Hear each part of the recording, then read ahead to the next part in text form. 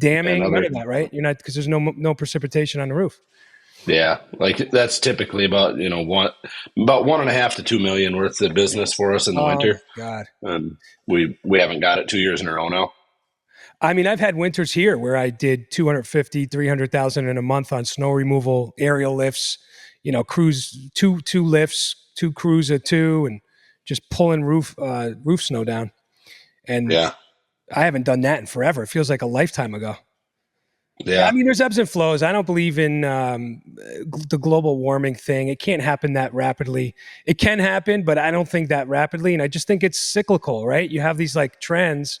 You look back at 100 years ago, and there's crazy the blizzard of 1902, and we had 2 feet of snow, and like then it doesn't happen for a while, and then it comes back, and then you have rainy years, and it's just the way life goes. Everybody's so like focused on the up to the minute, what's happening today, what happened last year.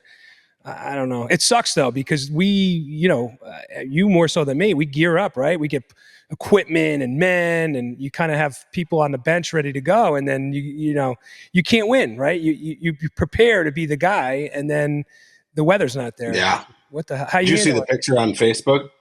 Which Did you see the picture of my equipment on there? oh yeah, And the aerial like we've shot, the got, drone shot. yeah, we've got Serious, so much dude. equipment for that. Did you beef up in the last year Yeah. for that, or that stuff you've had? Oh yeah. Wow. Yeah. We figured no way we'll get skunked 2 years in a row, so we bought another $1 million worth of equipment. Well, yeah, you know what though? What will happen is, it makes it so sweet when you actually let it, touch your lips. Like it'll be next year. Next year you'll have a banger, and you're like, well, finally, let's go. So what's up, Yeah. man? What are you focusing on now? What's the latest with you? So we've been just kind of a little bit quiet right now. We're kind of getting budgets ready, gearing up for the year. We're gonna have a couple of capture years after 2 years of no snow. That hurts us pretty bad. Yeah. So we're a monster, but it also takes a lot to keep us going. So Okay. not having like we haven't invoiced maybe like 10,000 a month for the last like 2 3 months. So that for us that's a big deal. It takes $100,000 just to keep us moving. Yeah, no, yeah, the overhead is the killer. I'm Yeah. just starting to catch a breather here because I just in the last 12 months I paid off a lot of notes. I had 3 or 4 notes on vehicles, equipment, and now I own everything. And I've been through this cycle a few times, and it's like that 4 or 5 year cycle when you're just getting punished. You're paying out, paying out, paying out. Then you catch a breather, and you just kind of touched on it, right? It's like, how do you take advantage of that when you catch that breather? What's the smart move, right? Do you put the money in your pocket? Do you invest in material and equipment?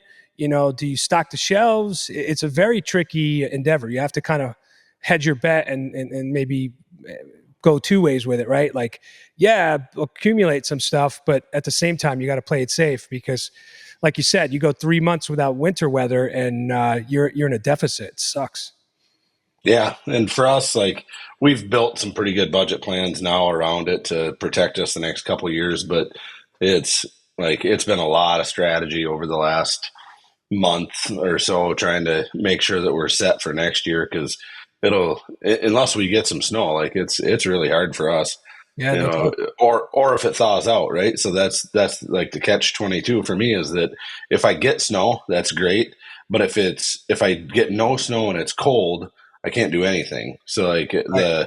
if there was no snow and it warmed up, we could start working, but Totally. it's when it's 20 below outside, you can't do anything. So you know what the tricky thing is, and I try to tell guys when I'm calling around the country and dealing with contractors in different places, especially now, everybody's in the winter, everybody's like, well, most guys sit on their wallet. They try not to market. They don't spend. They just turn off their marketing. To me, it's the biggest mistake because let's take this scenario right here, right? Where you're not having a winter, but the homeowners, you got to get into the mentality of the consumer. The homeowners think guys like us just shut down. We go to Florida, we hit the couch, we're not working. They just assume it's cold out, there's no precipitation, but these guys aren't working. I'll call them in March, I'll call them in April. Now's not the time. These guys are definitely seasonal, but we're not. We're all ready to work as long as it's safe to have the guys out. So if you're not letting the customer know, if you're not pumping your hyper local area and telling people, hey, we're at work, we're ready, we're good to go, you don't get the calls because they assume you're not working. It's amazing how much work you can get when you are announcing. I mean, I'm not saying go full blown spend like you would in May or June, but as long as you're doing some marketing, all your competitors are not. So not only does that spend go such a long way, you're going to pick up work when people hear and you kind of get in their head and they're like, no, we're working. And I didn't think I always get that. I didn't know you guys. I didn't think you would be working. I didn't even think of it. Are you? How do And you throttle? we do a ton of marketing. We throttle it back, but we get really strategic this time of year. Like, so, Google AdWords are still going. I do kind of a maintenance program on Google AdWords. We're always doing SEO, and then we start hitting our internal lists a lot more. Yeah, So, that's it. we're marketing, email marketing, and Touch then from there, clients. and they like working with us. Nice. Now, what are you doing with the scaling? Does that slow down now because of the financial pseudo crisis with the slow winter? Is that like you hit the brake on that? Well, Actually, a lot of people are going to listen to this, so why don't you talk to the audience about it? I mean, it's no mystery if you've been paying attention. This guy's blowing up. He's trying to scale himself, ideally around the country, and he's going to get that. He's going to get to that point. So he needs to connect with like-minded gutter professionals. Tell us what you're up to and where you're at, and what your mindset is with all that. Yeah, so I'm still looking at opportunities all over the place. We did pull back through the election year. Things just weren't, it didn't seem like anybody in the country was doing wonderful. Yeah. So we just kind of watched it for the election year. Now we'll see how this year starts shaping up, and I'll get out there and start meeting with contractors again and seeing how things are looking for if markets are loosening up. Like some of the markets, like Austin, Texas, never let loose or never like slowed down. Like they didn't have any slowdown at all. Some markets in Florida did really good during the election time, but a lot of markets across the country, we saw just like crippling numbers. Talking with gutter contractors all over, and that was my thought is like, well, hey, we could strike now, and maybe it'd be good. A lot of people are wanting out, but it's for me, there's going to be a lot of people that are wanting out even worse now that now that things slowed down last year, they're like, God, is it really worth keeping going? Right. So this year we'll start looking for a lot more opportunity and see what things are looking like. All right, cool. So who's your ideal client or your ideal prospect from an acquisition perspective? Who out there can get their ears perked up? What exactly are you searching?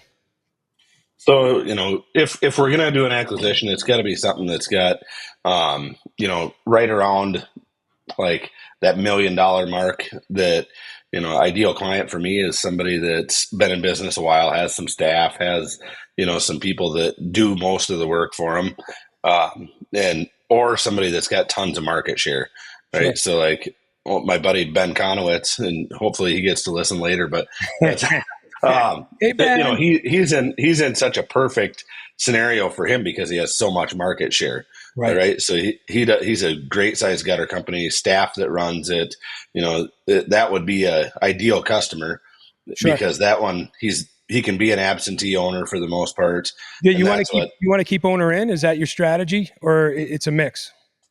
Usually not. Yeah, and I've done a couple deals where the owner says they're staying in, right? But most of the time, if the owner's selling, they want out.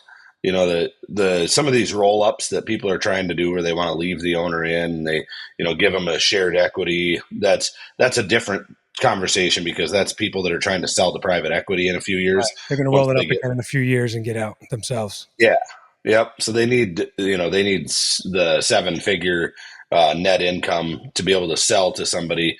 To sell to some of these private equity groups. So that's why they're doing these roll-ups, right? They need multi-million-dollar EBITDA. You're a long hold guy. You're going to hold on to this thing, and everybody knows, if you've been paying attention, this guy, Cory, has probably the most amazing corporate culture, business culture I've seen.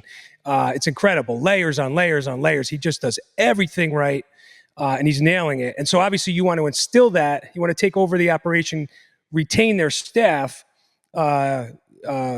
excise the owner, with a nice buyout and send him down the road. And then you're going to apply your business culture and your strategies and your SOPs and dial it up and get it humming to your satisfaction. Yeah, and that's the goal. And like you touched on it a little bit with culture is like I also need a company that has decent culture that, maybe, you go into some of these businesses that have their pay and piece rate, the guys are only for themselves, nobody else. Like the piece rate's okay, but they have to have a good culture too. Like where Right. you go Yeah. into going to Conowitz's business and they have an awesome company culture. Everybody loves each other. They get along well. And he pushes hard on making sure that's good. But then you can go into another business where they have the same pay rate, but they have a toxic culture. They don't Right. keep staff. Like the chances are is when that owner's gone and the owner's holding it together, that you're going to lose all the staff Everything if they have a crumbles, right? It's terrible like a house culture. of cards. Yeah. Yeah. So like I love going into somewhere where I see the employees are somewhat happy and they just want to grow a little bit and want to move up and that's where I look at opportunities. So I get relatively granular whenever I'm digging through like can I give all of these guys a raise? Like right. that's the first thing I look at is there room based on what they're charging, based on what's there. If I maybe apply my sales tactics to it, can we raise the price enough? Can we change the structure of the company, keep it intact as far as the culture goes that's there, but Sure. then can you make them all more excited because hey, I like looking at this, you're making $50,000 a year less than you should, 10, 20,000, whatever it is. So can you go in and change structure? Can you do some stuff that makes a difference to the guys? Like you've heard me talk before. Yeah. To me, it's all the employees. It's the people in the field that are giving you the good name. So if you can't get them on board, you've got nothing. Yeah. Yeah. I feel you. You had a big year. I mean, even just real estate transactions. I don't know. What'd you do for, let's talk about that. What did you do on real estate? And then were there a few acquisitions as well? You bought a few companies out, didn't you? No, I didn't buy anybody this year. Yeah, we That's cool. stayed kind of quiet. We were hiding in the shoulders and Two just buildings, though, you bought? You bought two different pieces about. of property? I just bought one new building. It's a monster building, but Sweet. that'll consume my time. My controller said the building's gonna make me old because I'm putting a lot of effort into it. So Right. Now, yeah. field of dreams, right? If you build it, they will come. You're building the Mecca. You have to have the mega foundation. Like your good buddy Tommy Mello. What is his facility like? I've seen photos, Oh but my like God, it's unbelievable. cool. Yeah. Yeah, so like that's my dream kind of, you know, is inspired a little bit by some of the stuff that they've done and other companies have done that I've traveled around and seen. Like this new building, as long as we get it all put together and everything comes together, which I'm pretty driven. I'll force it to happen. There you are. I'll sell my house if I have to make it happen. But Hopefully the the lifestyle's building's big enough. Yeah, hopefully Carrie's not listening. But you pop a cot up in there, you'll be fine, right? You yeah, I could wash up sleep in the sink, anywhere. you'll be okay. My staff thinks I hang up in the closet to sleep anyhow. So they're like, Vampire. "Are you a vampire? Do you just hang upside down for a couple Well, you hours?" Or kind of what? are, dude. I mean, I've kind of traveled with you in Europe at all kinds of hours, right? You don't really sleep. Yeah, no, I'm not much of a sleeper. I get 4 to 5 hours a night. It's the way it goes, man. When your brain is running, the body cannot sleep. It's got to be up to support the brain. It's just the way it goes. Yeah, so like that new building that we're talking about, you saw some of the pictures of it. Yeah, You'll have to come it's up and amazing. walk through it, I'd but love to. the plans for it are going to be just phenomenal. We're putting a big training center in, so there's Cool. going to be like elevated roof levels inside that you can Wow. train gutter guys up on 2-story levels, on hand miters, on just different types of gutter. We're going to have 2 gutter machines fully set up inside.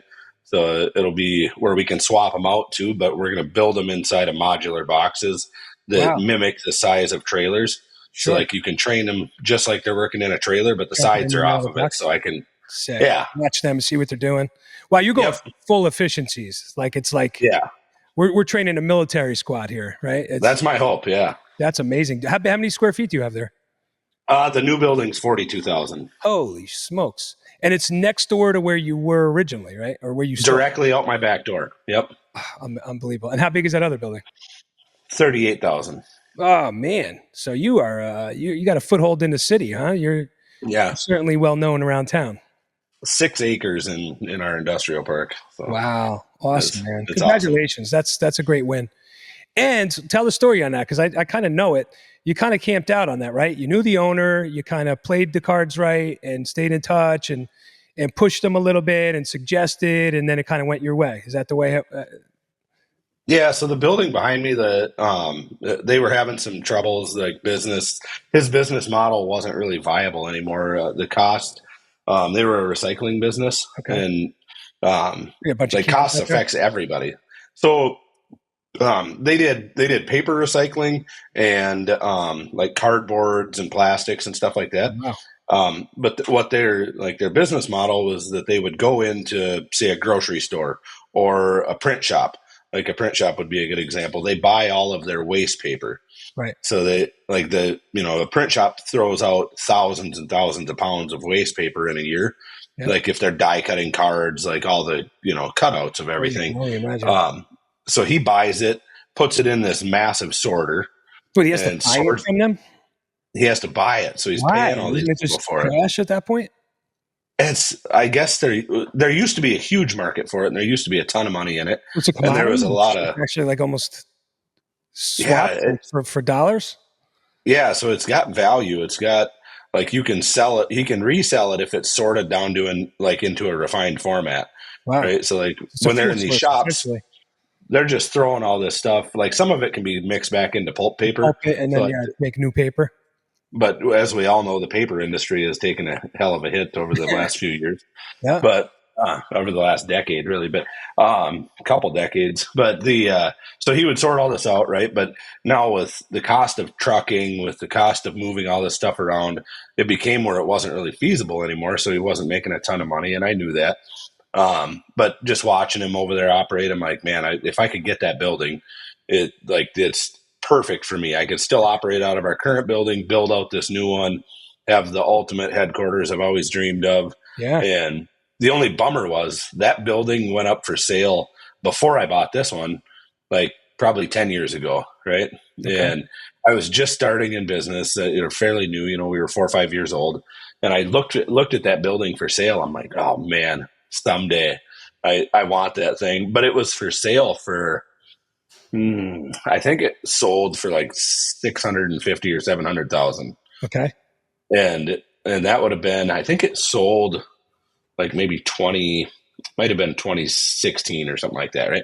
So, but it sat on the market for several years. They couldn't sell it. Like Wow. big buildings used to be hard to sell, and this one, it was fairly well taken care of, but just outdated. A lot of getting old. It was built in the '70s originally, and Right. added on to a bunch of times. You were And, nowhere near it's ready not for really it at that point, right? I mean, no it was a dream. no chance. Right. Yeah, it was a huge pipe dream, and I saw that it was coming back up, and I told the guy, I'm like, I'll make you an offer on it. Let me know. I'm thinking, yeah, I can get this thing for like 700,000-800,000, screaming deal.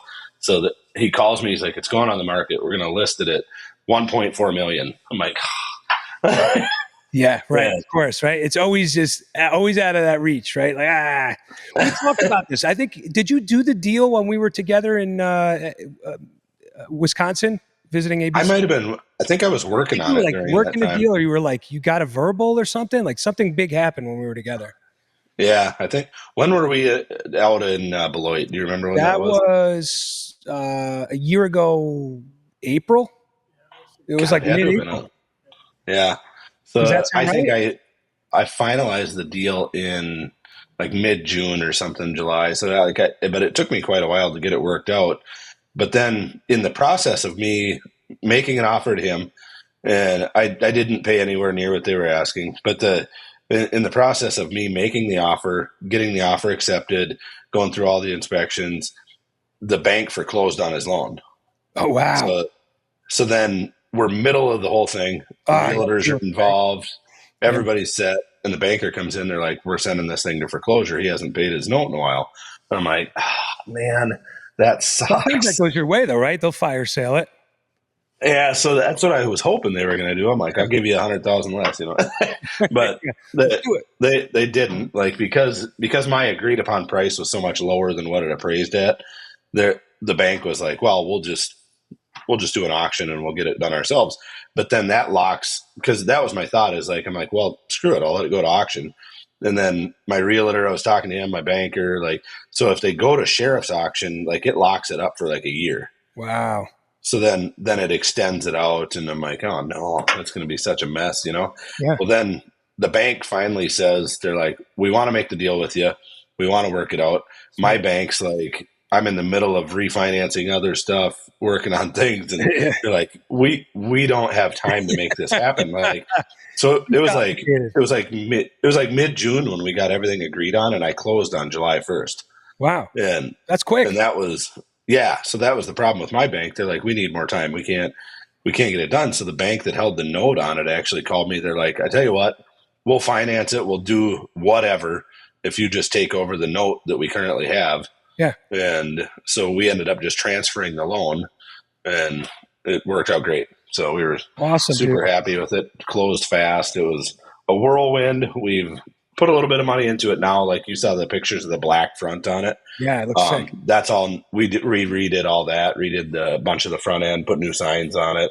Interior's getting all decked out right now. Nice.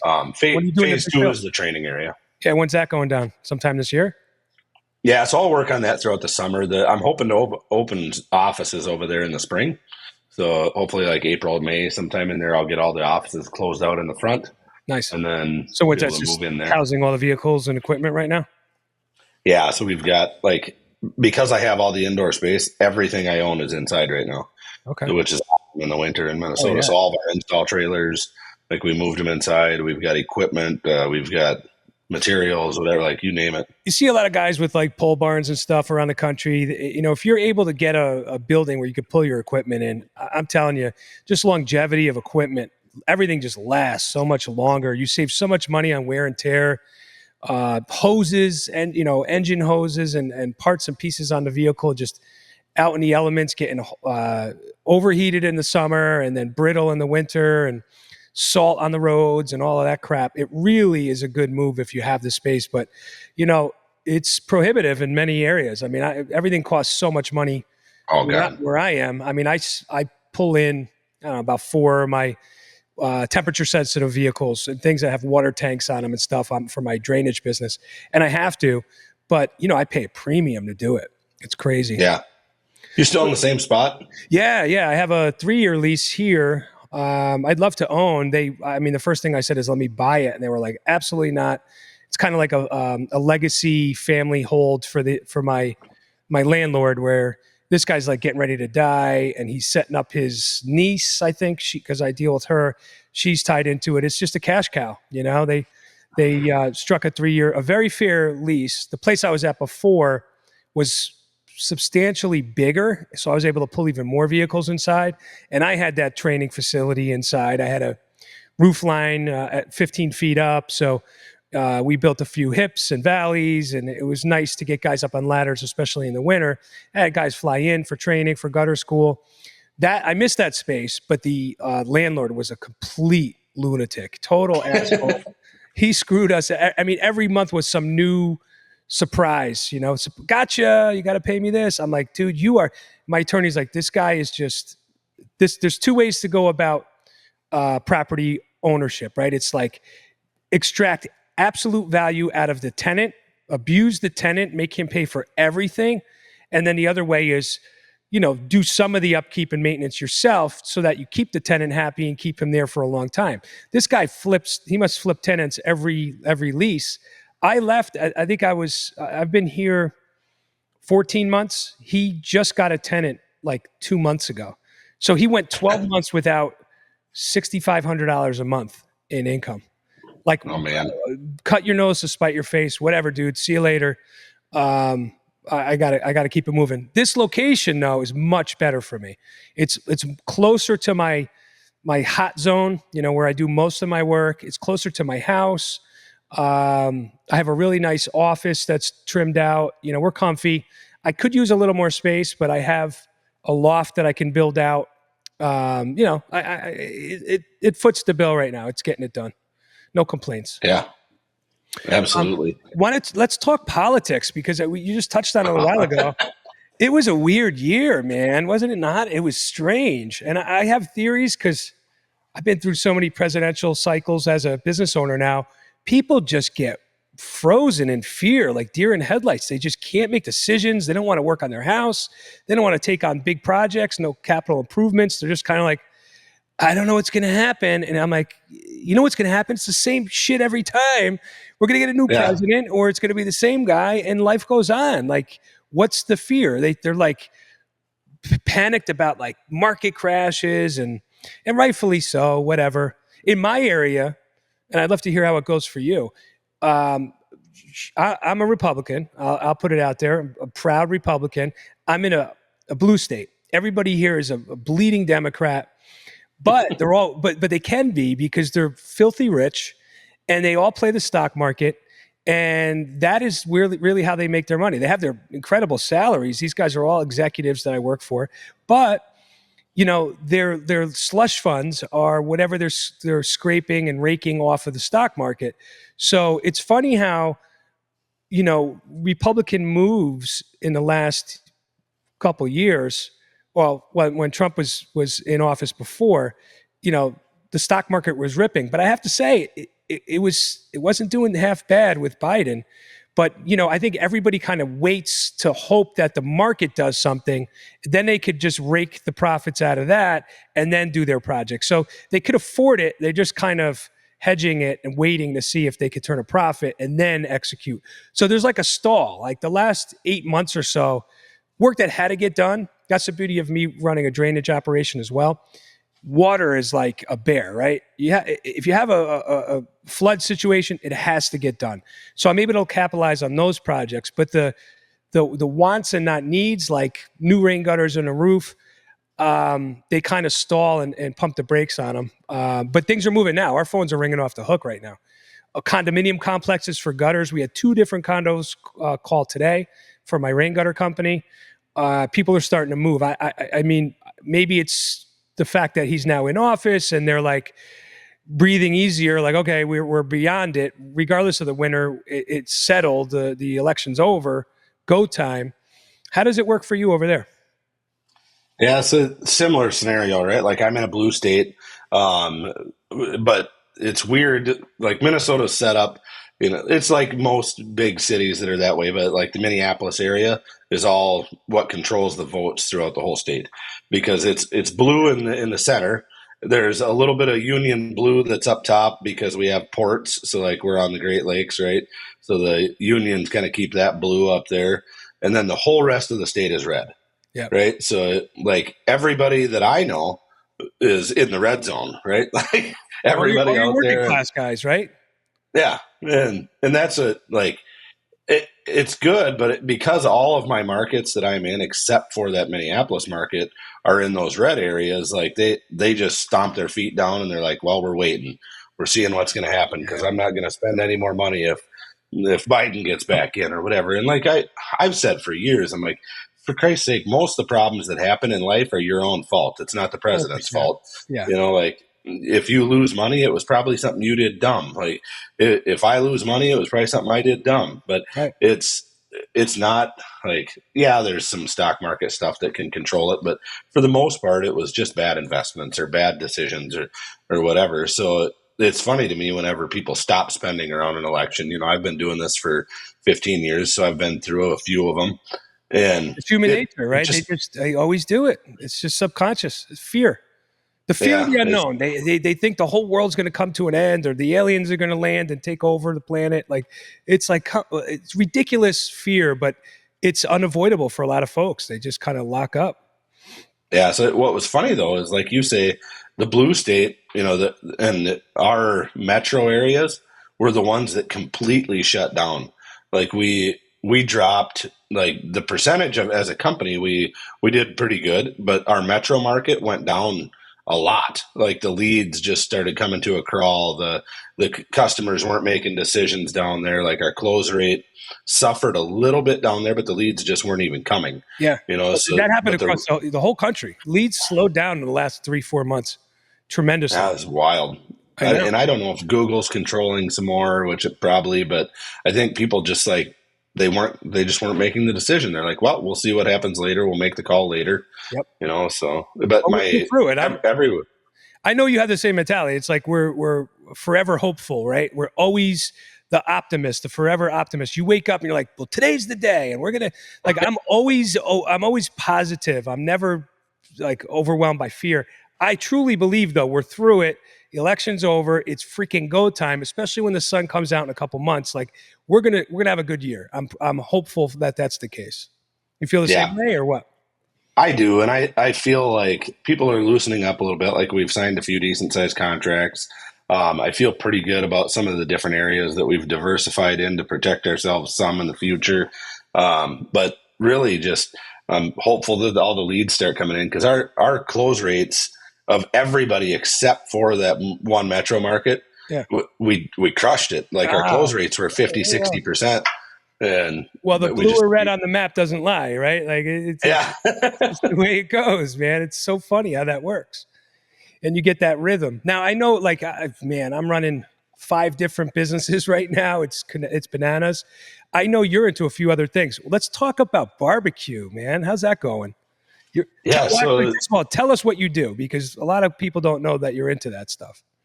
So, like barbecue is just a family passion for us, right? That's where this whole thing started. But I love barbecue. I love cooking for friends and family. Our family's always been involved in it. My dad used to teach barbecue classes. My Oh wow, sister loved it.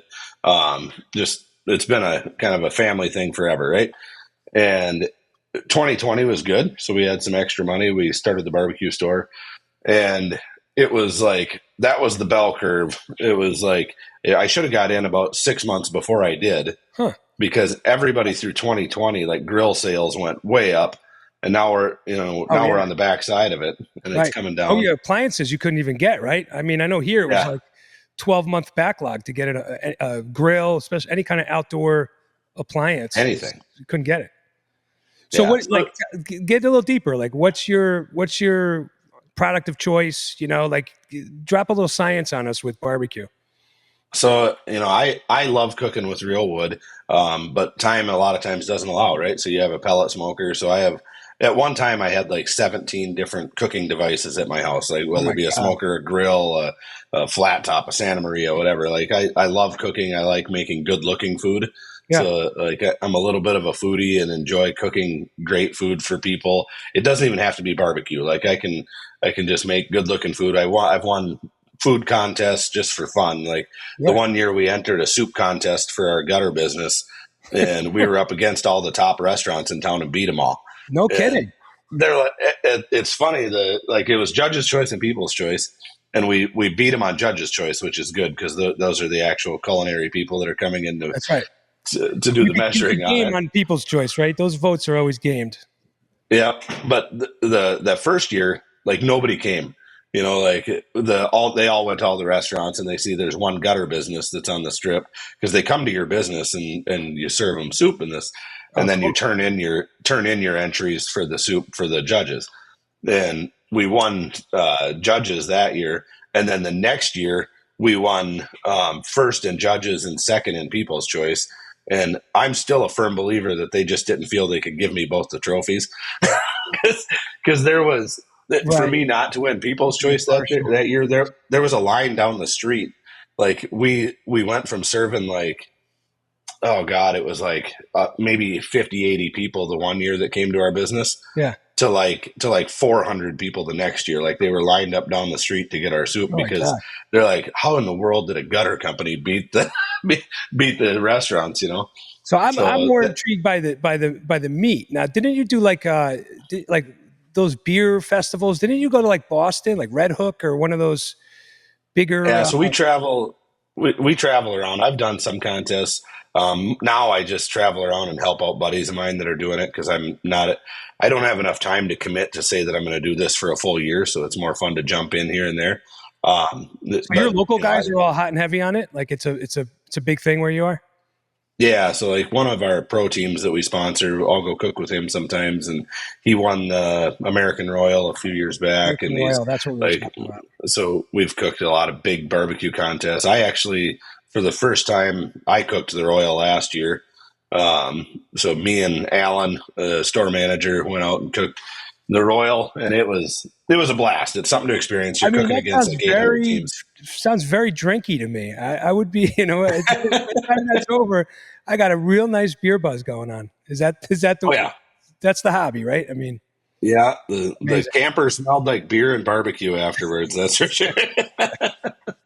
Hey, But so anyway, go ahead. I'm just super passionate about barbecue. So we started this store, and like we sell everything from smokers, grills, seasoning sauces, rubs, fuels, anything you can imagine. So we So sell it cool. online, and that was a neat learning lesson as a construction worker to try to start a retail business. How does that store Um, do?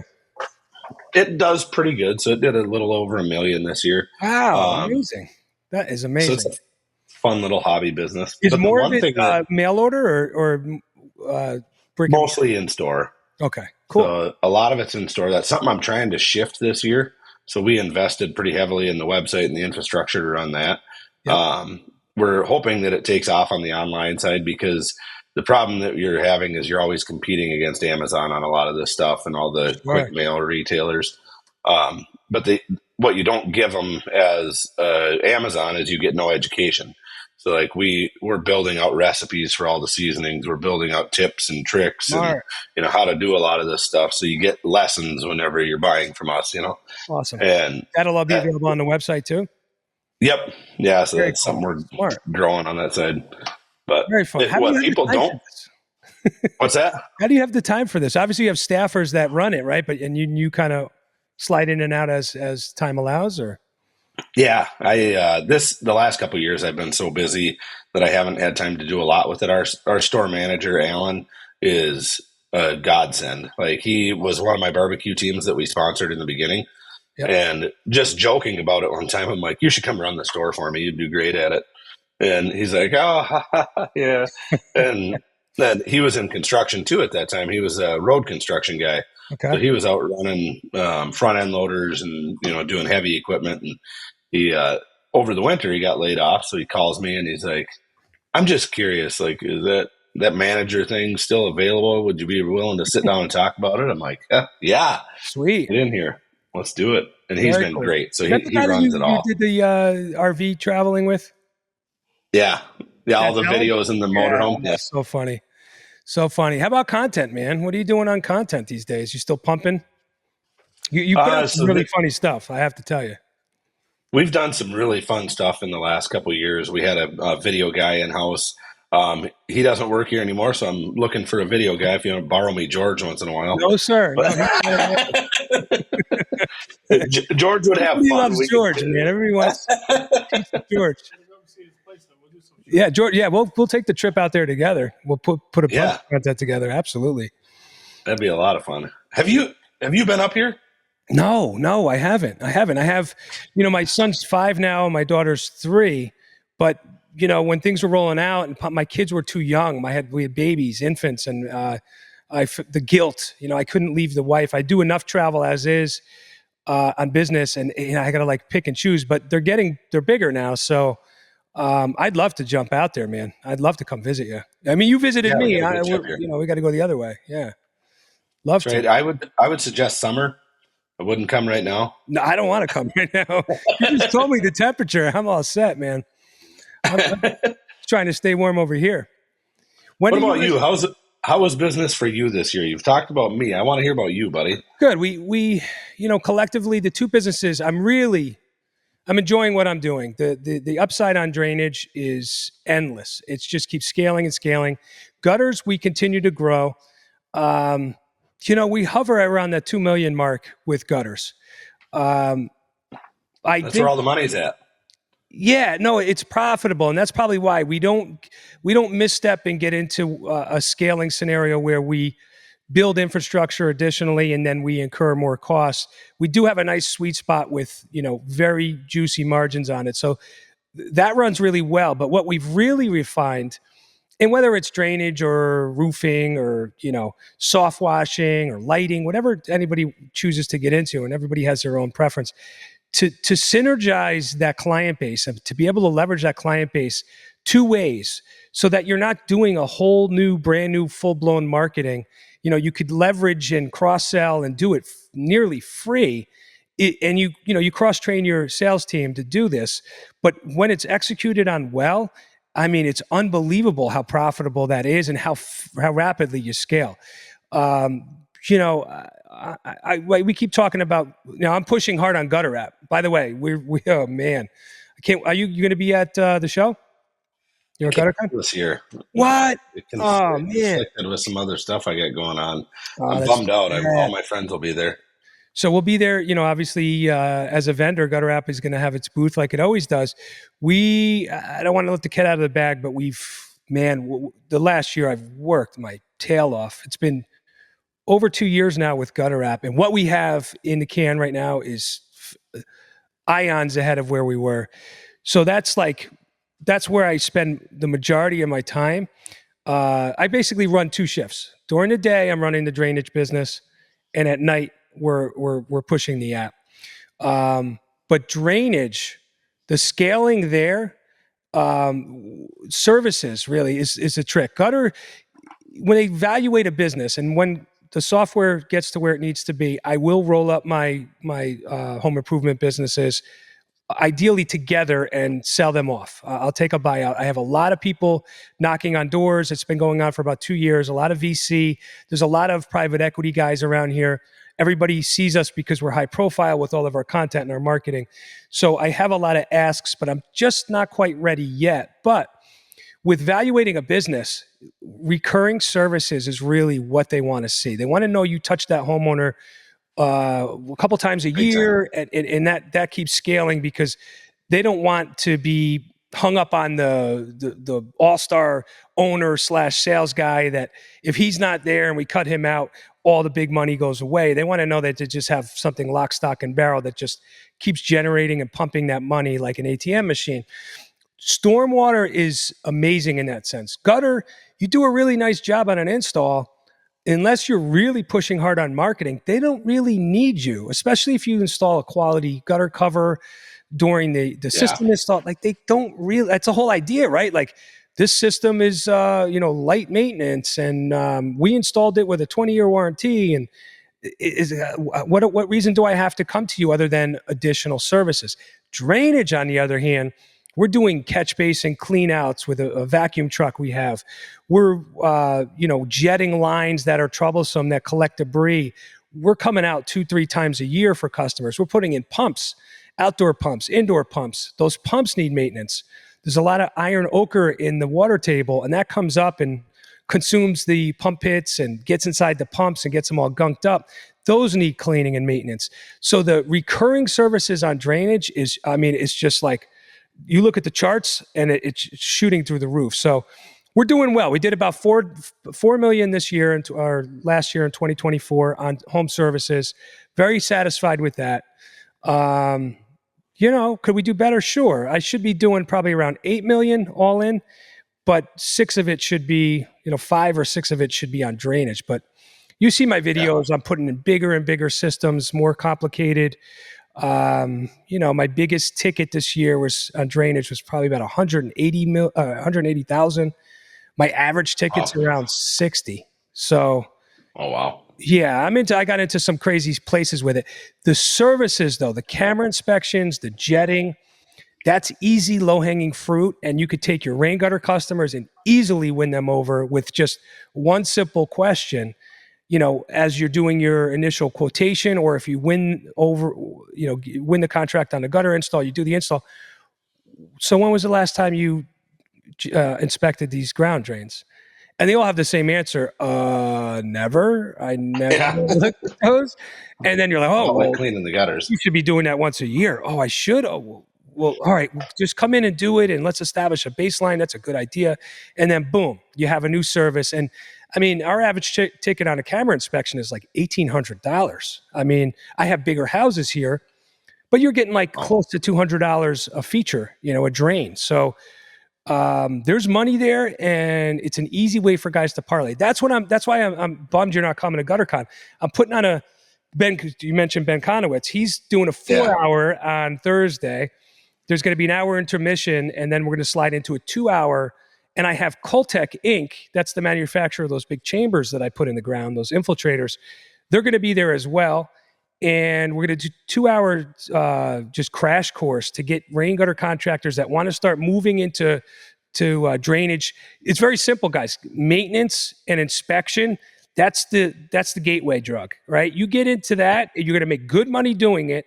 And then if you are able to scale and get into, all right, let me dig up and replace the pipe I just found that has a crack or crush or it's back pitched and holding water, you could then upsell, upsell, upsell. It just runs away and goes bananas. So yeah, my wife is spearheading Connecticut Gutter. She's running that. She's doing a phenomenal job. She is a kick-ass operator, kick-ass salesperson. I'm blessed to have her in the fold here. I have to be honest.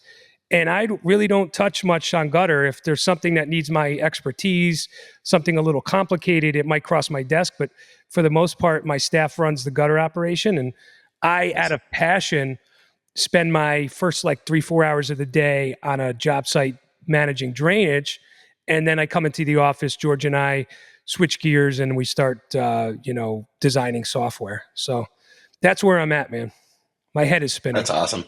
So do you think on the drainage side, oh, by the way, awesome on the gutter thing, like your wife must be a rock star if she's doing 2 million. So that's awesome. She's a rock star. So hands down. Yeah, that's awesome. We're competing internally. It's actually scary. What did you do today? What did you do last week? It's crazy. Fun. That's good. It's the competitive nature. Were you guys both athletes? I know you were. I was. She was not, but she grew up very gritty in California. She was riding horses and dirt bikes and quads, and she drives big trucks. She's a gangster, man. She's a very tough girl and highly competitive. She'll admit it. I've learned how to, like, even on board games, with friends over, I have to be careful, and I know how to like navigate that with her now, but she does not like to lose, that girl. So I'm a lucky man. That's awesome. On the drainage side, how locational do you think it is? So that's been one thing. I know when you and I were talking out there, like New York could wash off the side of the US, right? Like it's eroding on that side. So like drainage is super important there. Now in Minnesota, there's not much risk that we're going to fall in the ocean. Right. Like we're pretty central, but Right. I know there's areas here that drainage is super important. But do you think it would be a harder sell in certain markets? It certainly is. I think it is regional. I mean, I had put this way, I'm doing big things with drainage. Coltec just hired us to do a national campaign. I'm going to start getting guys trained to be certified Coltec installers. They want me to spearhead the marketing. They've given me the green light on it. So, I really have done a deep study on it. So much so I've had venture capital interest in that type of pursuit. So they did their own study. There is some regionality to it, but honestly, it's not a shoreline thing per se. Yes, it's important where you are on, on shorelines, but look at what happened, in North Carolina and, with the floods. Like it's all elevations and grading. If you have a village, a city, a town set below mountains, and we have some incredible storms, how are you handling all of that runoff? It's all grade and slope really is a factor, and then soil quality. A lot of the science behind drainage, and this is the natural evolution on how I learned this stuff and how anybody else would. You first start with, okay, how do I assemble a drainage system? This pipe connects to this fitting, and what kind of fitting do I need for this? And how do I motivate the water? It's just like a gutter system, right? Like soft connections, T-Ys instead of T's. You want to have the water come together gently instead of crashing at a hard T. You first focus on assembly. That's where your brain goes. But after that, then it becomes infiltration. How does the water become, go from being surface runoff running on the lawn to then infiltrating into the earth and then attacking potentially the footing of the house, penetrating the foundation, and then causing flooding. So once you start getting into the soil science of it, soil quality is critical, or in the case of lack thereof, like clays. If your foundation is packed in clays, That's super dangerous because clay will hold water and then it swells and it shrinks. And when it swells, it could create little micro cracks and fractures in the foundation, especially if it's block. And then those little micro cracks are going to let water in. There's so many things at play. So it really is, where is the house situated? Is it the bottom of a hill? Is it at the top of a hill? What kind of soil quality do you have there? Is the yard just holding water, which is creating hydrostatic pressure and pushing it back at the house? Or is it sandy, loamy soil and the water just drops right through it, injects back into the water table, and it's not really an issue? It could apply anywhere. To get down to it, though, it really, a lot of this, especially for my market, it's driven by code, building codes and governmental pressure with the EPA. So the EPA is pushing the Water Act of the Clean Water Act of 1972, and that just keeps evolving. They keep putting new layers and mandates on top of that. Where I live in Fairfield County, Connecticut, and Westchester County, New York, I'm right on the border of New York, by the way. I'm just outside of New York City, as you know. Yeah. All of the municipalities are mandating that the stormwater controls are on the residential side. They don't want to have to come on your property and manage the water. It's your responsibility. So the way they do that, they can't really retrofit those orders or come after you if the house is built in the 20s or the 30s. But now on new construction, even if it's just like I want to put a tool shed up. Now, where I live, you have to get a permit to put up just even a small 100 square foot footprint, 10 by 8 shed. You need a building permit, and now you're adding impervious surface. The roof on that shed is deemed impervious. Now they hit you. Now they go, okay, now how are you going to control that water runoff? So now you need infiltrators. So a lot of the work I do is mandated by requirements, with building codes. And then I also, you said you had 6 acres. We were talking about your real estate. We're packed in here, as you saw. So, there's 1 acre parcels, but a lot of them are like half acre parcels in the towns I work in. The houses are close together and there's nowhere for the water to go. You're contending with watershed. So you really need to put controls in place. And the way to do that, where are you going to put it on the surface? You can't run it into the street because the town will flip on you and fine you. And you can't send your sump pumps to the street. Same reason, it freezes in the winter. Little old lady walking the dog, slip and fall. Domino's pizza delivery guy, slip and fall. They want you to handle that water on your property. So you need all of the strategies and technology I leverage here, the soil science, the infiltration equipment that Coltech makes. You need to put that on in your property. Then on top of that, it's average household income. A lot of the clients we have are in put it this way, in my town, the average sale price last year was, I think it was $3.8 million. The average home sale. So these people have amazing homes, Belgian block driveways. They have landscapers. They pay $100,000 plus a year to, prune amazing plantings. So they're very interested in controlling that water anyway, because they want to beautify the property. So then take all that information I just rambled on about. Where in the United States does that apply? So in your high-end markets, it's very, very applicable. Anywhere that they have water control issues, like Seattle, the Puget Sound, right north of Seattle, or in the Pacific West coastline, the Puget Sound, they're trying to really keep the water clean. On the East Coast, North Carolina is very hot and heavy on EPA and water controls and clean water. So it's a mix of governmental, it's a mix of high-end consumers, and then it's a mix of just absolute catastrophic geographical scenarios where you have to control it or your house is going to get decimated. So I just wanted to challenge you. So did I answer that question?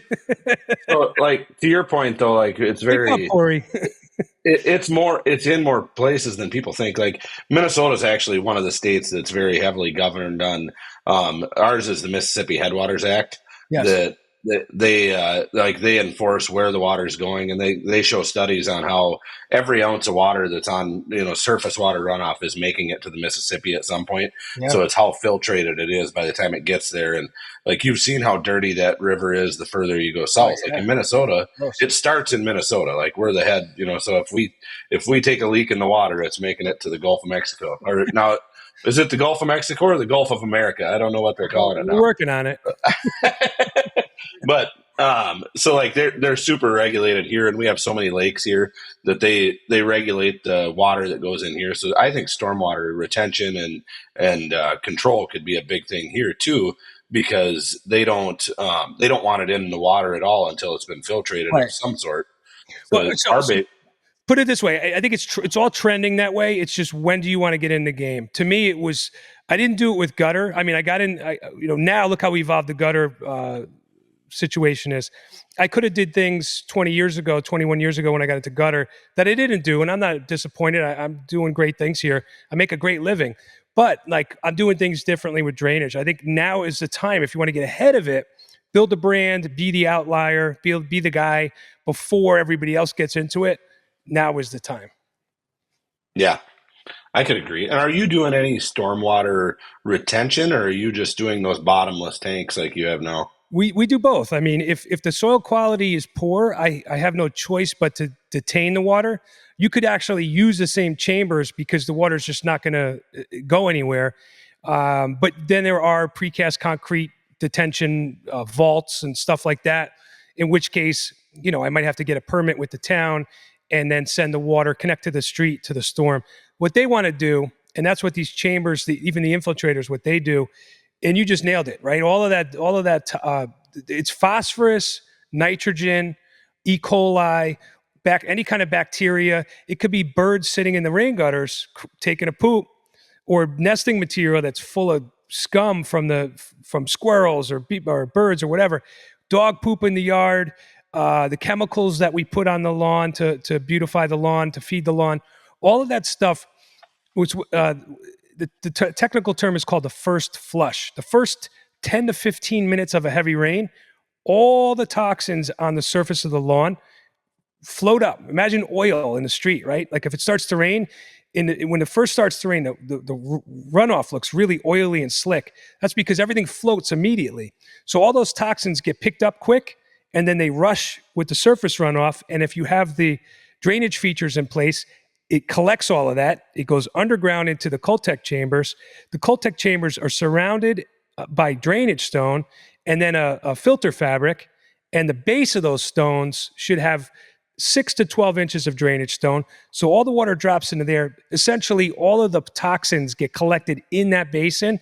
And the government, because at the end of the day, it's the EPA, they deem anything that then hits the outflow, the overflow of those chambers, as safe to then move to streams, tributaries, what have you. So we're just collecting shit, basically, is what we're doing. And one of the things, I don't know if it's as big of a concern by you or not. I know by us, it's like whenever the hot water hits the lake water, so Ah, like it'll create an algae plume. So like that's the one concern that we do a lot of, just retention ponds, natural landscape retention ponds sure, that yeah. end up here, and they still overflow to the lakes.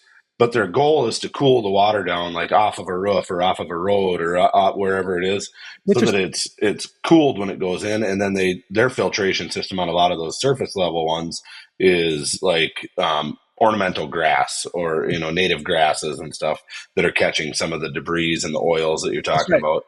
Rain But gardens, detention ponds, retention ponds, they filter as well, right? That's exactly what they're supposed to do.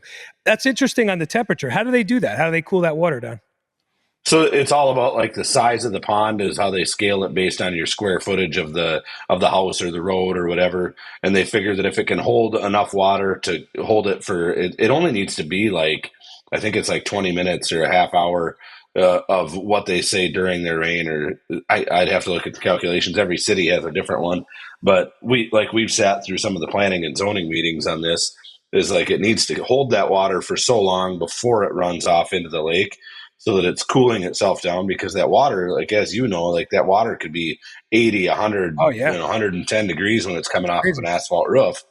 So even if you could hold it for a minute before it pours in, it's going to cool down a lot, So you know? it's endless with the science. North Carolina, again, you need more open space. We don't do a ton of detention ponds. You'll see them on like big condominium complexes, and it always be off in the corner, the periphery of the property. They'll do those. I've seen crazy situations where here they'll like there's controls in place where you need to have an O&M plan, operations and maintenance plan set in place. The developer has to sign off that he acknowledges that he has this plan he has to upkeep. If that turns over the deed to the property or what have you, the transactions, the next owner now is responsible. They'll let those things go. They won't upkeep because people won't know any better. They fill them Yeah. in. They fill them in, and they'll just make it lawn. They just eliminate them, and then they're in big trouble. This is a big area for guys that like to gamble or hedge their bet on where things can go. If you're with the guy that wants to get ahead of the game, there's a big area into this. And Cory's right. I think the controls are just going to keep dialing up because we're a polluted country, man. Oh, We're big time. Yeah. disgusting. We're disgusting. Like, look at, Europe is, I got, like, 10 years ago, I buried myself in drainage and just like was intrigued by everything. And like Europe was way ahead of the curve back then, like they usually Yeah, are. And like, I know they've adopted some of this stuff here, and there's been people doing this for a while, but like they're building full road systems that have water retention underneath them over there. And, sure. they're building parking lots that have these giant, like it almost looks like milk crates, but it's like a big water retention system under a parking lot. So they do a Correct. pervious pavement with that geogrid system underneath, with the stone drainage, and then they can capture that water and use it for different That's what that is. resources. You ever see in Europe on the curbs? The curbs are a little bit taller, and they're slitted. They're open. They're precast, and they have openings everywhere. And so the water running off the crown of the road goes to either curb and just drops right in, just like you said, and goes under the road and is stored in like a geogrid that made out of high density polyethylene, heavy duty H20 rated milk crates, essentially. Yeah, Yeah, and by the way, because I'm putting them in too. Home Depot, Lowe's, all of those new builds now, near me anyway, but around the country for sure, depends on what municipality. They're required to take all that water, and there's incredible storage capacity under the parking lots. That's where they put the yeah. water. It's a great place to hide it. But it's happening. And if you guys want to get into big stuff like that, there's tons of money in that type of work. It's so cool, and I could go on for days about it. I have an idea though. You and I could capitalize on it. What do you got? We if let's just turn the subway in New York into a big water capture system. It might become one at some point. I mean, do you see when it floods? Do you ever see videos on the news when? No, Oh my God, man! They'll have like 8 feet of water in there. The whole thing. really? Oh my God! It's like a riverway. Absolutely. It Huh. doesn't happen often, but it happens once a year, once every 2 years. There's like some major flood.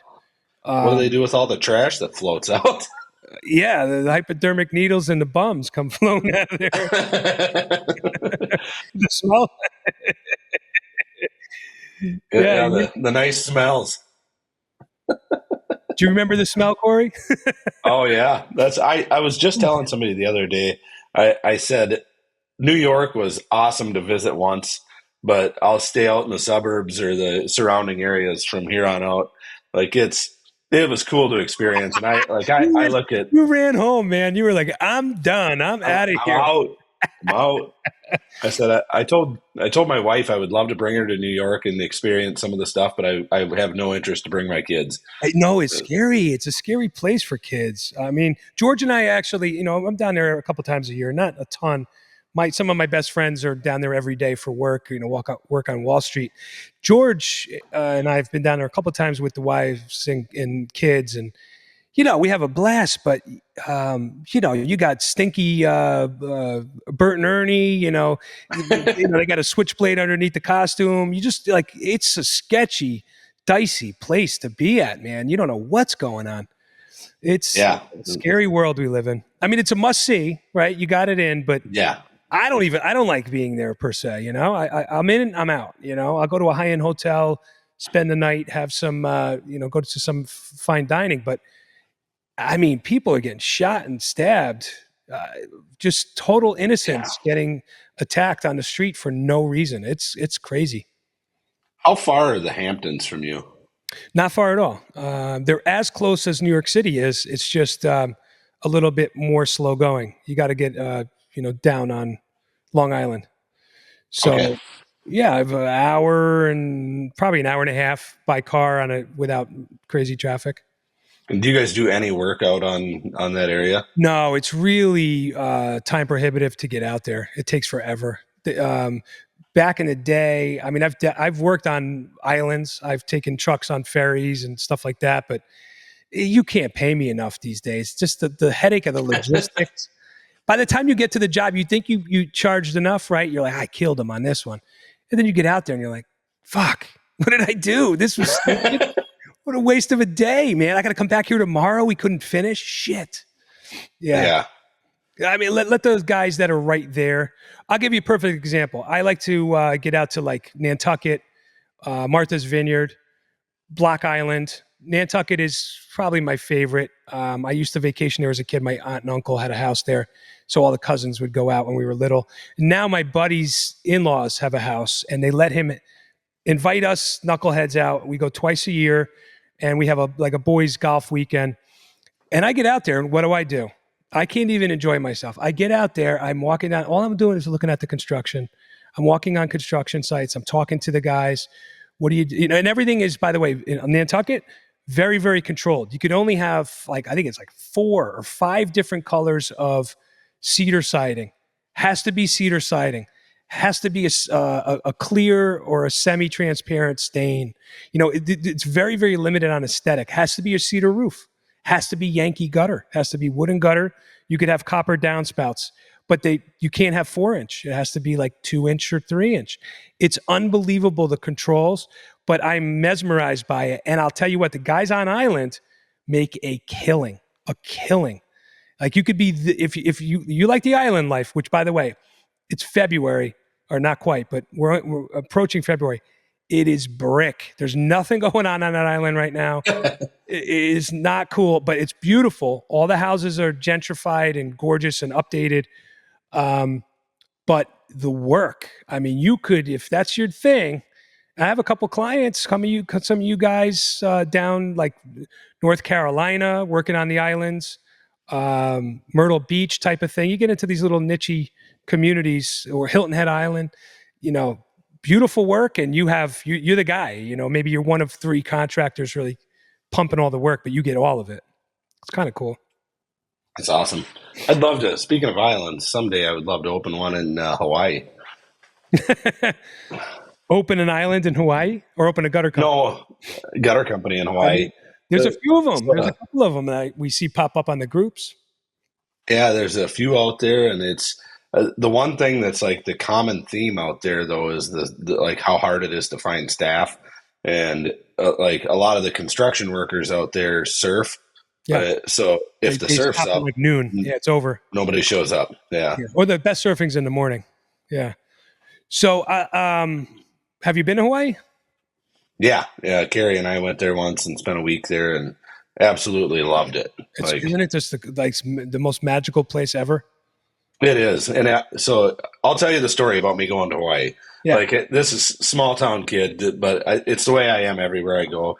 My wife's like, "You're gonna end up in a dumpster in an alley somewhere someday," but I'm super trusting, right? So I go to Hawaii, zero plan at all, and I booked my tickets, you know, booked the stay at the hotel or the resort. We stayed at Turtle Bay Resort on the North Shore of Oahu. Okay. Beautiful, beautiful area. Which North Shore of Oahu is what they call like original Hawaii, I guess, right? So like that's where the most of the locals are, is kind of scattered around the North Shore. And I get there, I take a taxi cab from the airport to the North Shore. That is a long drive in a taxi cab. Like I'm watching, it's like 100, 200. So like, I'm like, oh my God, let me out of this car. The cab fare is going to be awful. So I get there. I am there too early. So I didn't think about check-in times. We Sorry. get to the resort. They're like, you can't check in for like 4 more hours. I'm like, that's all right. We'll go find something to do. And I'm standing at the front and the bellhop's there. I'm like, hey, man, what would you do if you were stuck for 4 hours? And he's like, oh, there's, all kinds of stuff to do, whatever. And so we ended up deciding to go out on a catamaran for the day. I get sunburnt first day, perfect. And I go whale watching. And I didn't see a single whale. No You whales. don't. And I end up going back. We get to the hotel, and I'm sitting on my balcony, and it's nothing but whales out in front. Like there's whales everywhere. I'm You like, can actually see them right from the hotel in most cases. yeah, yeah. I'm like, why did I pay to see? Why did I pay and get seasick and burned? And But then I go back to the bellhop. I'm like, give me another couple things to do. He's like, yeah, no problem, man. We got. He's like, what you have to do is you have to jump on the city bus, take it down to the football arena, the stadium down there, and there's a huge flea market going on. And he's like, that's where you go buy all your stuff for your friends to grab. And I'm like, all right, yeah. So we'll get T-shirts, whatever, all the souvenirs, everything. So we take this bus down there. He's like, sit in the front of the bus, and he's like, you won't have any problems, and the drivers will be nice. And he was right; they were great. All the locals sit in the back. Any tourists are always in the front, and they just kind of stay separated. Nobody talks about it, and like they dropped us off at the stadium down there, and it was a fun ride. I got to see the whole island on the bus, sick. and then we get dropped off at the stadium, walking around, seeing all this stuff, buying some T-shirts, and I come across some lady with like all the flyers. Right, she's got like, you can do this, this, this. She's the one that tells you everything to do in Hawaii, and that's her business. And I'm like, so if you were going to rent a car, where would you rent a car? Because I ain't riding the bus back. And she's like, oh, there's an awesome little rental place. It's a little ways away from the airport, but it's a perfect place. You go, it's just under the highway over here. I'll take you there. Oh. And I'm like, okay, why not? She's like, I'm done here in an hour. Just come back here. She's like, go walk around and shop some more, and come back. I'll give you a ride over there. And so she packs up all of her stuff. I go jump in a car, total stranger, right? And oh my God, I get in the car. Right? It's you and your wife? Yeah, it's me and my wife. And I jump in, and I had this rental car place. Turns out, like, great place, whatever, but it was like a trailer under an overpass that's renting cars. Right. We rent a Jeep there, and then we end up going around. Saw. So the other advice that he gave me was to go get go get food at the McDonald's, and then go to a food truck. So like he gave me all this advice, and I'm like, you gotta be. You had a Big Mac, right? You gotta have a Big Mac. Right? So, but I went to McDonald's. So the McDonald's there, and this is like, if you go around the country, different places around the world, McDonald's will serve local cuisine in their interesting in their restaurants. So we go to a restaurant for breakfast and had Portuguese sausage and rice. Okay, and it was great. It wasn't bad. It was a good meal, and but the McDonald's was like, you walk through the doors like you think you're going into a McDonald's, but then you get in there and there's no roof on the building. No way. Oh, it's bizarre. That's bizarre. That is crazy. Yeah. So you're standing outside. You're like. It's trees everywhere, and so cool. I've done Hawaii 3 times. I Maui twice, and Honolulu once. And actually, I was there when the shelter-in-place mandate was. I don't know if you guys remember. Yeah. I was posting on Facebook from there. Hawaii. So my wife just told me last week we're back there this time next year. Or so, nice. Say like February next year. Her aunt and uncle have a timeshare. They're super generous about it. We're blessed to have that luxury, and it's like just the bomb. Like the place is amazing. So we're going back. I've had so many crazy adventures in Hawaii already. With my wife. So my wife gets terribly car sick. Terribly. She always has to drive. By the way, that's one of like secrets about my life. I'm in shotgun generally. I drive once in a while with her when she'll bear it, but she generally has to be the driver. and whatever, I get work done. I'm on my phone. I'm emailing. I'm texting. We go to we now we were married. No, we weren't married yet, and we didn't have our two little ones together. So we were like footloose and fancy free. And we get out there, and I said, I'm being whimsical, like, let's go on an adventure. The road to Hana. Have you ever heard of the road to Hana? Yeah. Anytime you see like a top 20 list of things to do around the world, the road to Hana is on that list. I'm like, look, we're here, we're doing it. It's this crazy, like, I don't know, 2 hour, 2.5 hour journey, because the road is very, very narrow. It's like a lane and a half. You have to like slow down and stop and let people pass you. But it cuts around all of these volcanoes, and it's like zigs and zags, and you're up and you're down. It's treacherous, treacherous drive. We rent a car. I'm driving. She's in shotgun. She jacks her seat way back just to try to tolerate it. She's white knuckled, like holding on to the door handles. It was the most brutal drive ever. But when you get down to the end of it, it's the end of nowhere. You're at the end of the island, and it's this like unbelievable. I had rented this bungalow for us to stay in, right on the ocean, just a big, like 150-yard, perfectly groomed, all the lines in the lawn from the lawnmower between the bungalows and the ocean. And the waves were just, I mean, I have videos and photos crashing and crashing. The sound, I mean, just the peacefulness of that place, one of the most magical places on earth. Then there was a time on another trip, Maui, Ocean, I think is the name of the brand, Ocean Vodka.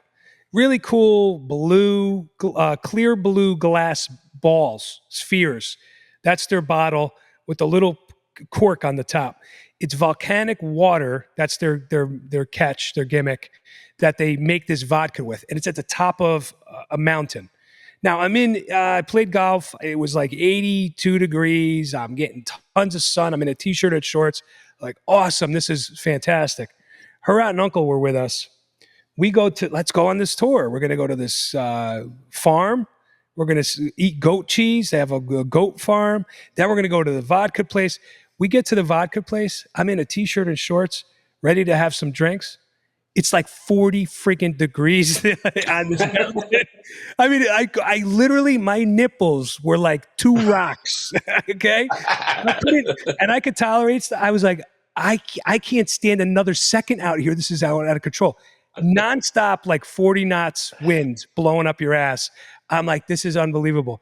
So like, just the magic and the grandeur of that place. It's like, it's literally out of a storybook. You have snow and high winds and 35-degree temperatures, and then you drop down, you're back to 85, and whales are jumping, and Moana's pulling up in a canoe. It's like, it's unbelievable, that place. I can't get enough of that place.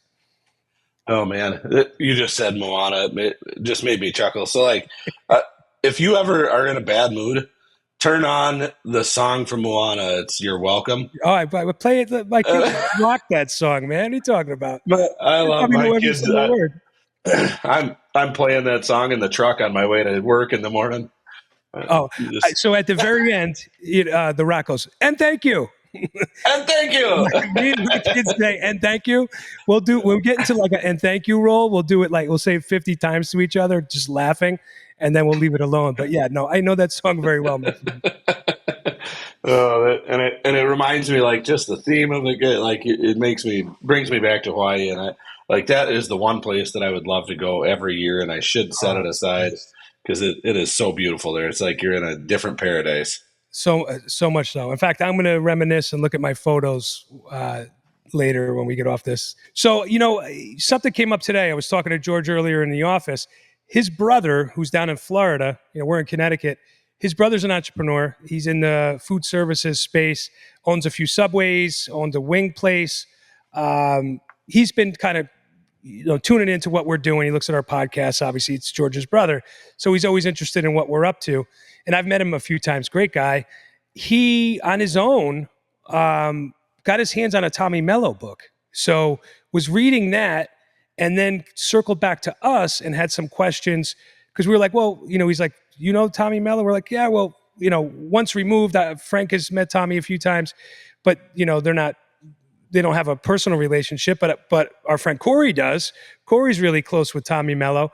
So the question from George's brother is, just the backstory. How did you connect with Tommy? How did that all come about? Yeah, so I like a lot of us, I wanted to hone in my skills, so I started listening to podcasts, listening to books, doing all this, and I ran across the Home Service Millionaire podcast.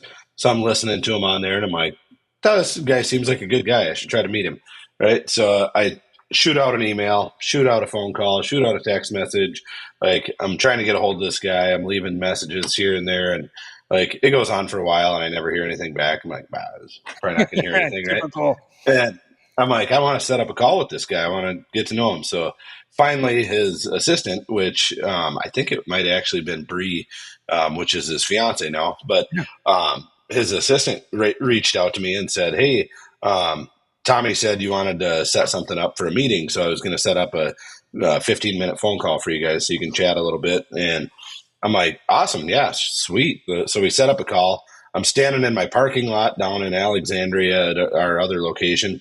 And I, set up the phone call. I'm sitting out in the parking lot. I'm sure people think I'm a nut because I end up on the phone with Tommy for probably 2 hours the first time. We just chatting, it seemed like 10 minutes, but it went on forever. Like we just chatted and like we were best friends. And he's giving me all this advice. And I said, God, if you'd ever let me come out sometime, let me know. He's like, yeah, come on out anytime you want. Just let me know when you're in town and I'll do it. I'm like, how's next Tuesday? Wow. And awesome. He's like, yeah, let's do it. I'll make time. Let's do it next Tuesday. So I get back to my office and I told my secretary at the time, I said, hey, Callie, I need you to book me a flight to Arizona and I'm going to fly out there and meet this guy. And she's like, so what are you going to do? I'm like, I met this guy on the internet and I'm going to fly out there and I'm going to hang out with him. She's like, you're going to end up dead in an alley somewhere. Here we go again, right? I'm like, no, it'll be fine. So I book a flight out there, book a hotel out there. I get out there. He picks me up from the airport and he's like, you got to stay with me. And I didn't even tell him that I had booked a hotel. He's like, no, you're staying in my apartments. I've got units set up. So I just canceled the hotel. I don't even think I could get money back at that point. Right. So I'm like, whatever, seize the moment. So I stay out there. I shadow him for a little while. We walk through on, I can't remember if it was that trip or another one. How long ago was this? Should have been about 2018, somewhere in there. Wow. How big was he then?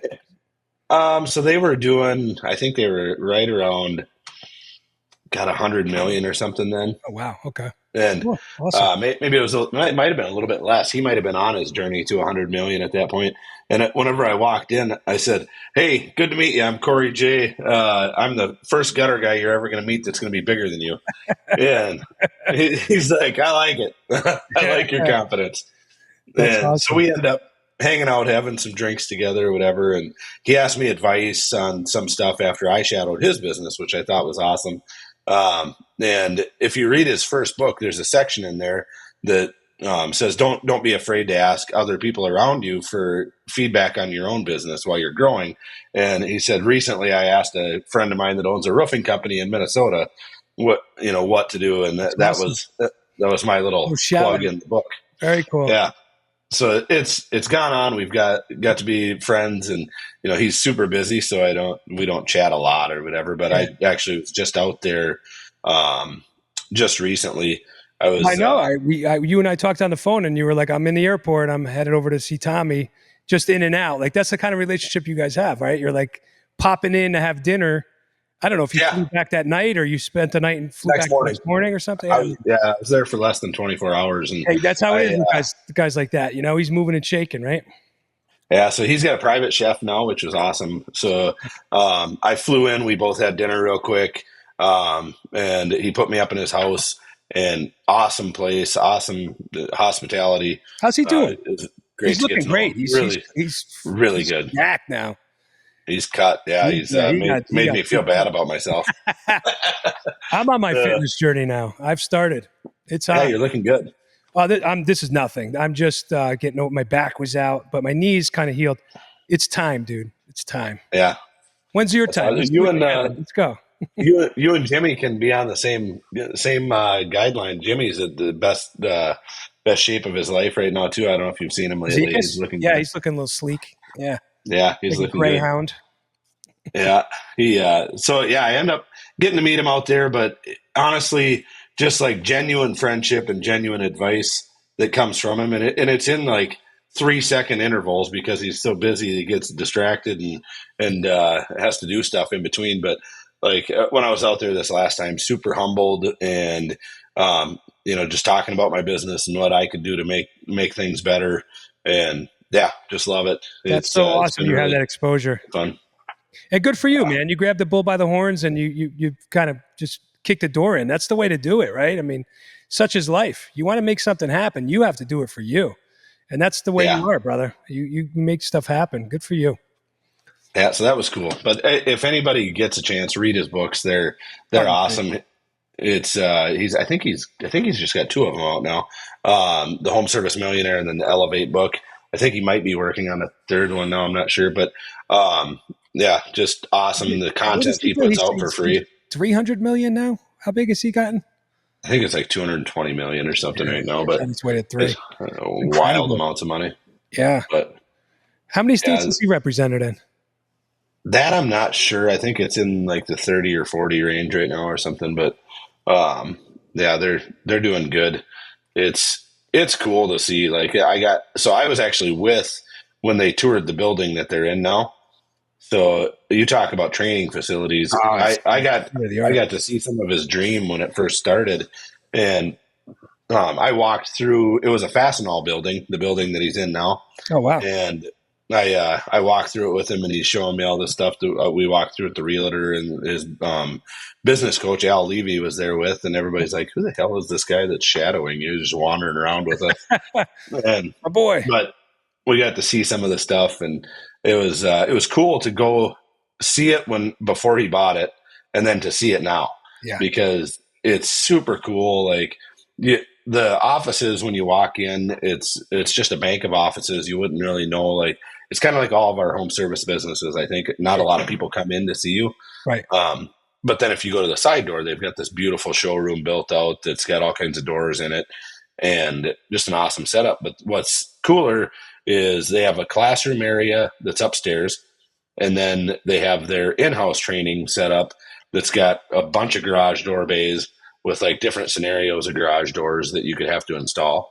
And that was cool. We all want to teach people how to install doors, but then he took it one step further. He bought the building next door, Huh. and the next time I went out, I was out, and he had bought this building, and it was just like in terrible condition, and everything was gutted. And he's telling me about this vision he's got, and then I'm like, oh man, this is gonna be a lot of work. But he ended up building a new facility in that one in the downstairs that is for situational selling for all the guys. Ah, that's smart. So, That's brilliant.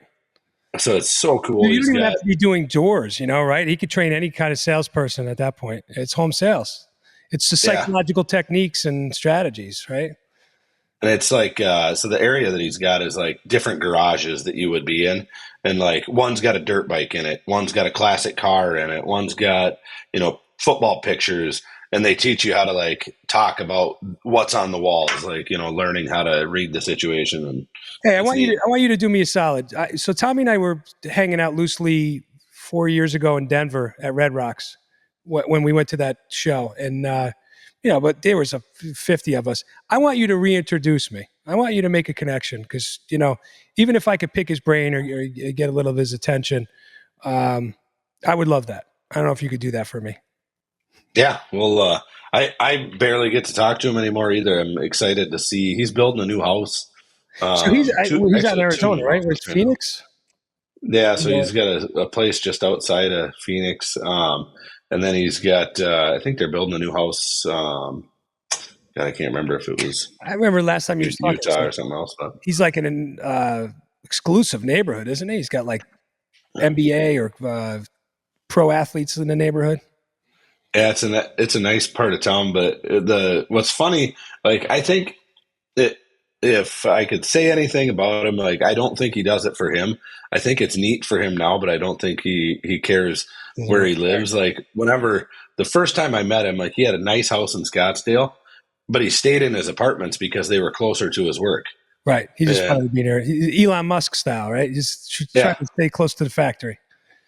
yeah, and it like awesome house that he's got, but he like that day that I met him there, I got there at like 6 o'clock at night or something like that and met up with him and he was just getting in. And then we jumped in the van to head back to work at like 6 in the morning. And so he was there for a super short window, Yeah. had dinner, watched a little bit of TV or whatever, Probably the norm and for headed him, you out. know? When you're trying to Yeah. achieve, you don't have time to do much of anything else. I literally come home and go to bed. I get it. I get home in enough time to see my two kids. They know the routine. I get in bed with them. I'll change out of my work clothes, get in bed with them, read them like 10 stories, hugs and kisses, lay in bed until my youngest falls asleep. I get up. I literally go into my room, like fully change to get ready for bed. Maybe my wife and I have 45 minutes and I'm out. Like I am just extracting everything out of my days right now. It won't always be like that. I've made my promise to myself that it won't, but man, the sacrifices, it's unbelievable, right? Yeah, that's what everybody always says in business. It must be nice, right? Like I'm sure you've Hey, heard it. these It guys, must be nice. you don't want any part of this. You can't handle this. You can't handle the truth. Yeah, I mean, most business owners get put under so much stress in an average day it would cripple an average person, I believe. But 100%. God it's bless. yeah, We need a good you think of some of hug it. and cry session together. Next time I see Yeah, you, let me just weep on your shoulder for 30 seconds and hug it out, and then we'll be okay again. we should just we'll go to the gym together because it's better than going and drinking together. This is true. And I was just talking about this morning with one of my guys, and I said, "Did you ever like going to the gym?" And he's like, "Oh man, I loved going to the gym." And he was a competitive baseball player. Like he played baseball through college and stuff. And he's like, "I love going to the gym." I'm like, "I never liked going to the gym." Like, I love it. Honestly, it's the best release ever. I don't care alcohol, drugs. The best feeling ever is the endorphin rush you get from a good workout. Your body is just high for hours. It's the most incredible thing, and it's so conducive to cognition and brain operation. It's the best thing ever. I was at well, the gym this let morning. me I was there at let 7. me clarify it though. So, like, you say you like going to the gym because of the endorphins, all this. Like, I would love going to the gym with you to prove that I could lift more weight than you or that I could run faster than you. So, like, I have such a competitive Competitive nature side. that, like, if I'm going to the gym, it has to be for something. Like, Well, it I is for don't. something, you Yeah, know. to me, it's not like it. I get that way when I'm working. Like I love. That's why I used to love hanging gutters. Like I would race everybody to see how fast. Like I would be running with gutters full speed. Like I'd have 40-foot ladders Yeah. above my head and screaming down the road, running with them. And I like that's how I stayed in shape. the fitness side of it to me is that's probably the biggest sacrifice that I've made. And I mean, I have 2 new knees, I have a hip. Um, that was probably the biggest sacrifice because it's a big commitment 5 days a week at least if you want to stay in shape. But I have vowed to turn that around. I haven't had a drop of booze since New Year's Eve. No big celebration, but it's been 4 weeks, and I'm in the like, situations where we it's go still out to a January. restaurant. Yeah, well, I mean, dry January, I'll do that. I'm not going to be. I'm not going dry, but I'm going to. I'm changing things. I'm eating super clean. We'll see how long it lasts. I mean, I really intend on turning a new leaf, but it has to Yeah. happen. I've let it go too long right now, so it's time to get back to where I need to be. Talk to me about eating clean. What's that look like to you? It sucks. The hard part is the time. I don't mind the food. The food tastes great. And honestly, when you eat clean, you feel amazing. Again, right after you eat, whoa, you get like this, your body just is so happy. You get this energy burst. But the hard part is the preparation or finding somebody to do it. I've paid people over the years. I've had my own personal chefs where they prep all my food, they bring it to my house twice a week in Tupperwares, ready to go. I've done that. My wife, for a long period of time, was amazing with it. But when you don't have it prepped and ready, you just cheat. You gravitate to grab what's quick and easy, and then you make poor choices, and then everything goes into the shitter. Even if you're working out, if you're 80% of it, honestly, is the food. So to me, it's I've been doing it the last couple of weeks. I'm prepping, getting it into Tupperware. I mean, last night I was cooking a steak at 9:30 at night, 10 o'clock. I put the kids down. My wife was out to dinner with friends. It was like 10 o'clock. I took the steak out of off the stove, chopped it up, got it ready, grabbed an avocado. You just make the right choices, and it takes work. So you have to find the time, which means you're sacrificing from our crazy work pile, right? Like I'm literally becoming a mental patient with how hardwired I am to like get everything off my list by the end of the day, or I'm going to bed angry. I'm going to bed disgruntled with myself. So I'm making it happen. The hard part too is the gym. The only real time that works for me is early in the morning, and it's winter and it's cold and it's dark and I'm stiff. It's hard to get going and get my body moving in the morning. But if I don't do it, once I'm up and my brain is focused on work, I can't pull away from work to go sneak a workout in at 3 in the afternoon, or I can't leave Same. work at 5 to do it.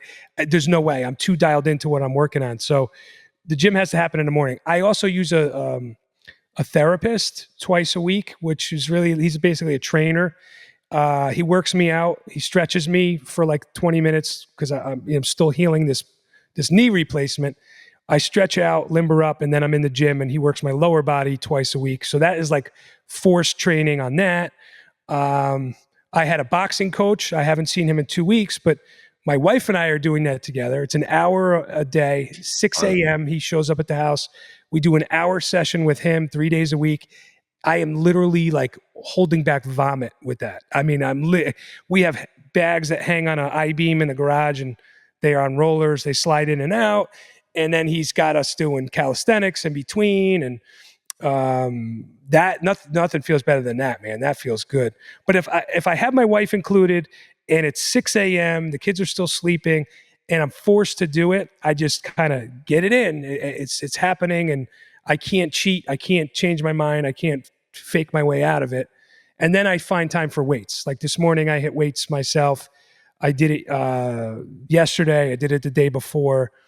Just weight training, do it in the morning, get it done, go to work. It Nice. sucks, but it's I'm feeling my age, and I'm going to turn it around. I want to reverse that and look as good as I possibly can at by the time I hit 50.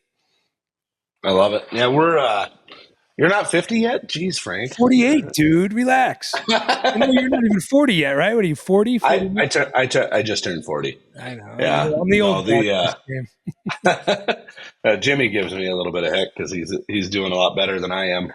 You talk about going to the gym and doing things that are fun. That boxing, like that is one thing. So I did that Oh, with some yeah. friends of mine. There was they called it Dion's Danger Zone. It was a boxing gym in town, Yeah. but it was they had like 100 heavy bags in a line or whatever, and you'd go in and train. Unfortunately, he went out of business, and I was so bummed out. Like, so I paid a year's worth of the trainings because I'm like, you know what? If I spend the Force it. money, I'll do Yeah. it. Yeah. So I paid for a year's worth. Like 3 weeks later, he let Oh, everybody know he was going out of oh. business. No And money back. no, and it was actually he came to me. That he's still a friend of mine. And he came to me. He's like, Cory, I don't know what I'm going to do. He's like, I'll figure out how to pay you the money back. I said, honestly, Chris, I don't give a shit about the money.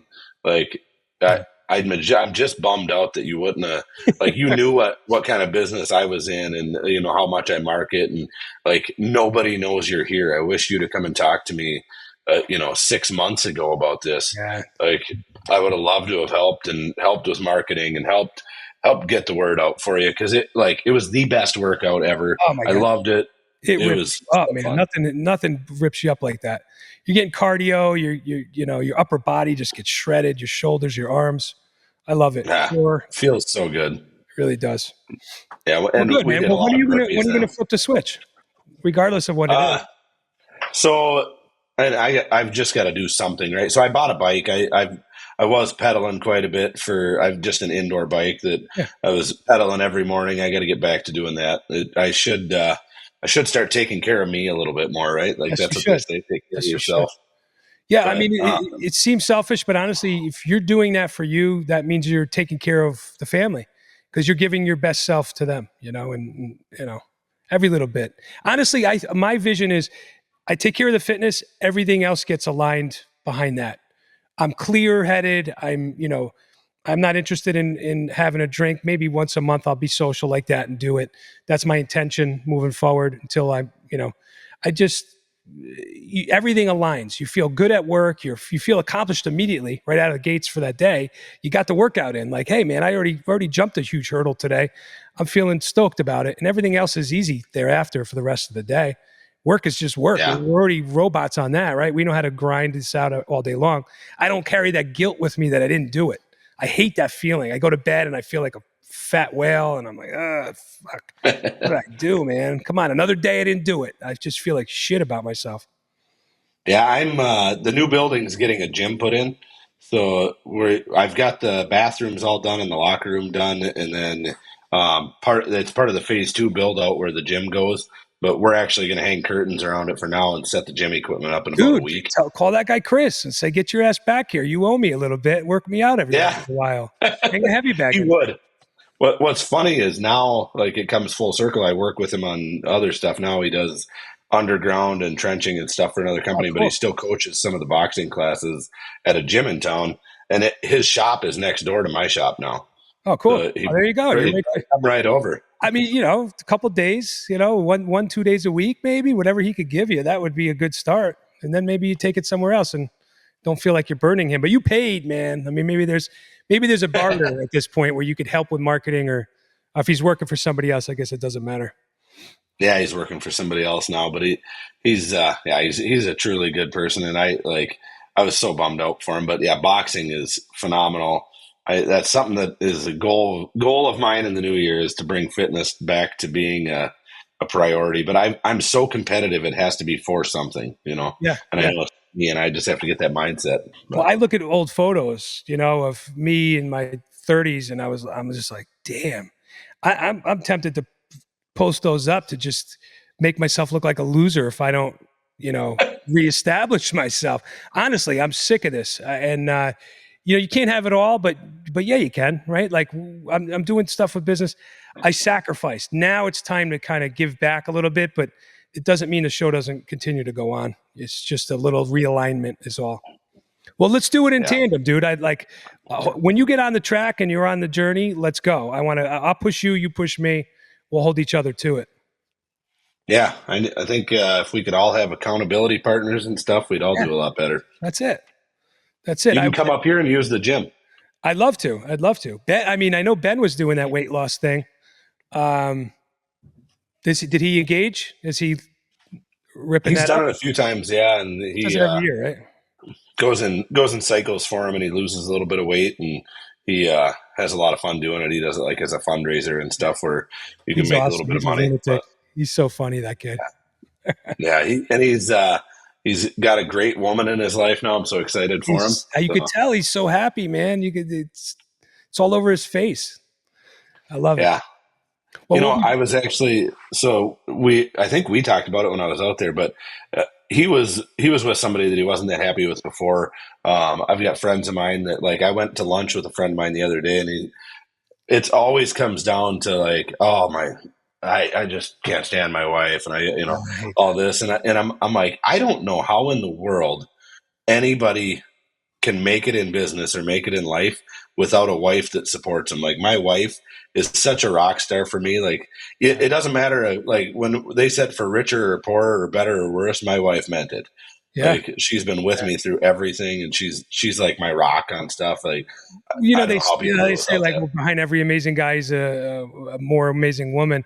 Honestly, Yeah, it's so true. Anybody that I know that's really doing big things, there's always that amazing queen standing right behind him, propping him up, holding him up. It really is important because Yeah. we're dummies, right? We're men. We're total one track mind slobs. Like we're working, but like all the other stuff that we can't get done, they just make it look so easy for us, Yeah. Yeah. We're just a bunch of knuckle draggers, and our wives pick up the slack behind us. Cavemen. Yeah, you got that. Yeah. What do you have cooking the rest of the day? So I've got to work on some stuff at the building next door. I'm going to try to peel out of here a little bit early. The kids are off school today, Oh, cool. so I'm going to try to take off, and we're maybe going to try to find a water park this weekend to go hit. But Oh, awesome. yeah, it's Yeah, it's you going have to be to a go lot of far fun. for that, like an indoor deal. Yeah, we've got them all over around Tanner us. We're in and a full big resort slide. area. Sweet, Yeah, sweet. we'll go. But my new building, though, whenever you come, we'll have to meet up and talk about it because I'm going to build a podcast room in my new building, and it's I going to mean, be maybe we sweet. get out there before you do that and just whatever lend our expertise or our 2 cents. Yeah, for sure. Because I'm doing like a soundproof room right off of my office, Awesome, smart. and Oh, you just step I right can into set it up. and little sound booth. That's awesome. Yeah, Yeah, dude, so it's gonna be sweet. let's get on the calendar for that. I have Seth coming in to see me in March, and then after that, kind of free. I mean, around the normal stuff. April, spring break, um, whatever. 2 day, 3 day stint. We run in and out. I'd love to do that. Yeah, I'm going to hold you to yeah, that. be We'll sweet. put time on the calendar. I'll talk to my wife. Yeah, let's do it in like You I don't said know, April, summer's May, better, or right? May or June. yeah, yeah, May, June, something like that. I mean, the it starts getting nicer around May, but the like June time is good, and then July is when it's beautiful here. But Yeah, sick. I haven't been in Minnesota since I was 17. I told you I went to that Boundary Waters area to go canoeing for a month. I it's slept. awesome up there. I was on a canoe all day long. Slept in tents every night on islands for a month straight at 17. It was amazing, amazing. Just the unplugging from. We didn't have cell phones then, right? But it was just unplugging from the sound of the highway and trucks and chatter and cars and smog, and it's so beautiful up there. You It was definitely probably, I think I was about 14 or something like that. 14, 15. My dad took me. It was the whole family went up, but the family was much smaller. So it was my brother, my sister, myself, and my mom and dad. And we went up, and my mom doesn't like roughing it. Like, that's not for her at all. But we she's found a this glamper. cabin. Oh, yeah, big time. So my wife's the same. Like, I think I married my mom, but My wife's the same way. my mom ends up roughing it with us, and roughing it wasn't super bad, right? No power, no so there's no lights in the cabin, no running water, no anything. And you have lanterns you have to light. Oh yeah, So like my favorite memories as a kid though were that trip I spent. It was like a week or something that we spent there, long weekend, something. It wasn't crazy long, but like we'd go canoeing in the day and go out to islands, so and then awesome. we'd come back at night, and they had a wood fired hot tub. So you'd go dip water out of the lake and keep it full because Wow, it would evaporate off, and then you'd light a fire in the side of it. It had like a big firebox on the side with like a screen around, so you couldn't get too close. But it was like a wooden that's box. It was awesome. like a silo bottom, So and you're cooking yourself like soup. yeah, and it was awesome. I told my dad, I said if I could go back anywhere, that would be the trip I'd take my boys on. So we entered in Lake Quatico. I remember the water, and I've been all over the place. The water was so clear in the lakes. I mean, I could drop down 20 feet and see just rock bottom. Like it was just unbelievably no algae, no growth, no shit in the water. It was just like bathtub clear. Unbelievable. Yeah, Amazing it's spot. so cool up there. All right, dude. Well, it's back to the grind. I have a few meetings myself. Awesome catching up with you. You're a rock star, and thanks for sharing your time. And we'll talk. Damn it! I thought I was going to see you in a couple weeks. I'm mad. Yeah, and I don't know. I thought about maybe I could fly in for a day or two or something and go say hi to Yeah, everybody. you can make a little guest Just drop in. trying to figure out what to do because, Come like, on, Jimmy called man. me. He's like, I got a spare ticket. Come on down. I'm like, I ain't got time, buddy. I got so much shit going on. And he's like, all right, I Never get too it. late. Think about it. I have a spare ticket for you too. Yeah, everybody's offering me up. They're like, we got to get you back down here. I'm like, God, I don't Yeah, know. we have too much fun. Yeah, You'll be that's the missed. problem. I think I You will have be too much missed. fun sometimes. Whatever though. It's all deserved. It's all earned. All right, get out of here. Yeah. All right, Have a good buddy. day, man. We'll Yeah. we'll talk soon. Good seeing Yes, you. sir. All right, brother. See you.